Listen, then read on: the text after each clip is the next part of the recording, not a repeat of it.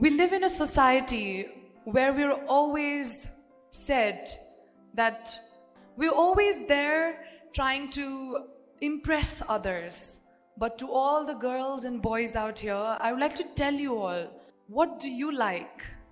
Have you ever thought about it? We're always worried how to impress our friend, but have we ever thought, what do I really like? What do I want to do?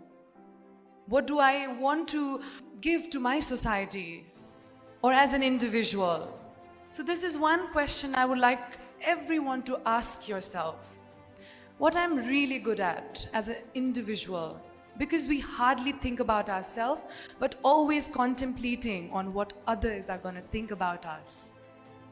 And when it comes to this particular thought process, social media, everybody has Facebook and Instagram. I am sure everybody does. And we're so hooked to it that more than trying to impress ourselves, because we should never forget that we are our own competition, right? We should be competitive within ourselves because it's one life that we get. It's one moment that we live. When I was your age, I was this very shy, not so confident, always behind a lot of group of people. And when teachers used to ask questions, I was someone who was always hesitant to answer.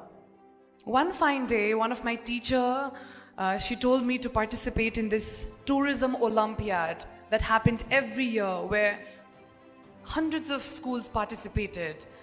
And I was one of those students who never really participated in any kind of curriculums. But that was an opportunity that kind of made me realize that I had something to do. And from that particular journey, I always loved stage. I went to the competition. I gave my speech. I had to speak about tourism and how we can develop tourism in the country as a youth. I had practiced, like I had mugged everything that I was supposed to say. I went on the stage, I said everything that the teacher told me to do, and then the time came when the winners were announced. Since I had participated, I thought, then I had a little hope. Then the MC started announcing the winners. Like third, there was some other college that was announced. Then I was like, second, I'm never going to be placed second because that was the first time I ever stood in front of the stage. Second, there was another college name that was announced. First, I didn't even think of it. And at that particular moment, dear students, a student who was less confident, who was not believing in her own potential, my college name was announced as the first in that particular Tourism Olympiad 2011.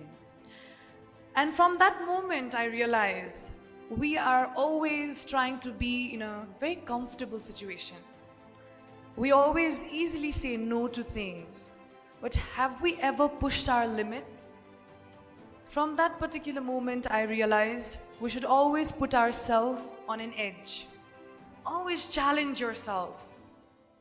Since that Olympiad, I got a gold medal.